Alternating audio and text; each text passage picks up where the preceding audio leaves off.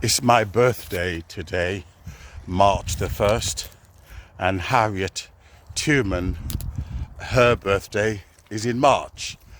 And in fact, quite a few civil rights leaders celebrate, if I can see you, celebrate their birthday around me, although Malcolm X's birthday is in May, and Martin Luther King, I think his birthday is in January. So my birthday is actually close to the civil rights leaders. Mine be the March the 1st today. And Harriet Tubman, although they claims that she changed her name, she had a Hebrew name, but she was a warrior. She freed the slaves. You know, she was a champion for the black cause. And I thought, how appropriate for it to celebrate my birthday, you know, with someone who has really made a hallmark in history, someone who has been a voice for black people, a warrior, someone who's a fighter, someone who's not scared to take on the system of oppression. So I find it quite humbling. I find it quite really humble experience that I share the same month as Harriet Tubman, whose shoelace I'm not worthy to tie, because she put herself in line of attack. She put herself in line, you know, for our freedom. So I'm paying homage on my birthday to Harriet Tubman.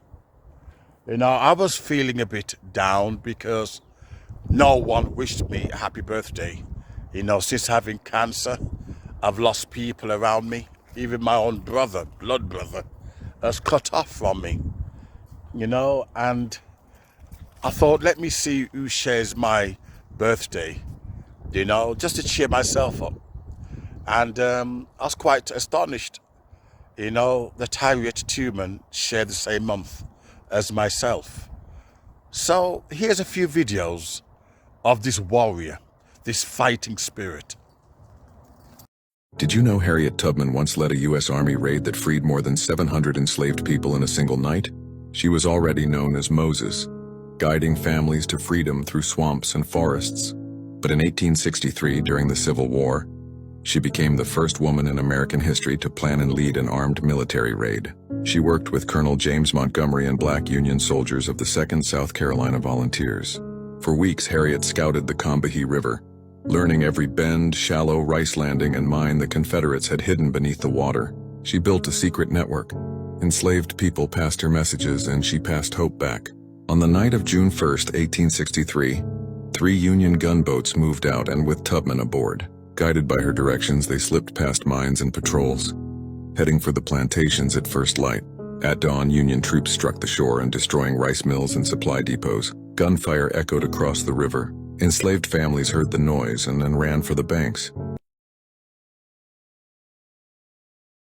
Hi. My name is Harriet Tubman. I was born into slavery in Maryland around 1822.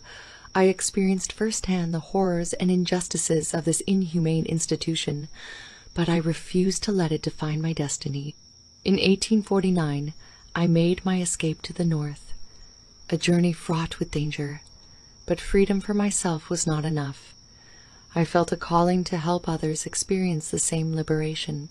Thus, I became a conductor on the Underground Railroad, a secret network of safe houses that helped enslaved people escape to freedom. Over the course of a decade, I made 19 trips back to the South. I guided over 70 slaves to freedom, never once losing a passenger. My courage earned me the nickname Moses, leading my people out of bondage. But my fight for freedom didn't end there. During the Civil War, I served as a nurse, a cook, and a spy for the Union Army. I was the first woman to lead an armed expedition in the war. I guided the Combahee River Raid, which liberated more than 700 slaves in South Carolina. My life's work was a testament to the belief that every person deserves to be free. I dedicated my life to fighting against slavery and for the rights of African Americans and women. My story is one of resilience, bravery, and an unwavering commitment to justice and equality. I am a symbol of courage and freedom. She wasn't just a freedom fighter, she was a warrior, a spy, and America's most fearless rebel.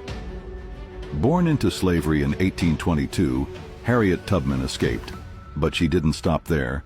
She risked her life over 13 times to lead more than 300 people to freedom through the Underground Railroad. One night, a man traveling with her lost his nerve. He wanted to turn back, but Harriet knew that meant death for them all. "You'll be free, or you'll die right here," she warned. The man kept moving. Nobody turned back. And she was never caught, not once.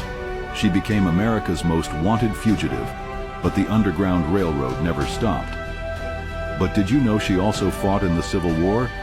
She was a Union spy, a military scout, and the first woman to lead an armed raid. Her raid on Combahee Ferry freed more than 700 people, the largest liberation of enslaved people in U.S. history. She fought until the end, proving that freedom is worth any cost. Drop a fire emoji in the comments if you believe in fearless rebellion. Harriet Tubman's legacy will never die.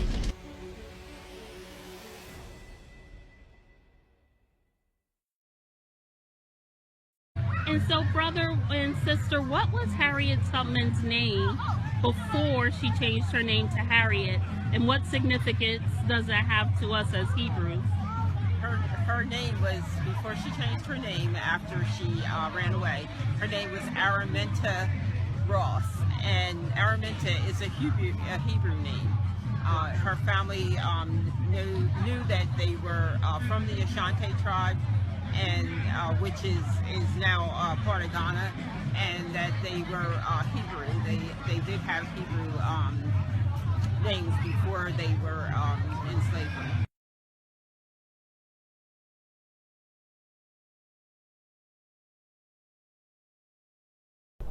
Freedom was not something we waited for. It was something we moved toward. Every step north, every hand we held was a promise we meant to keep. Were you ever afraid you wouldn't make it back?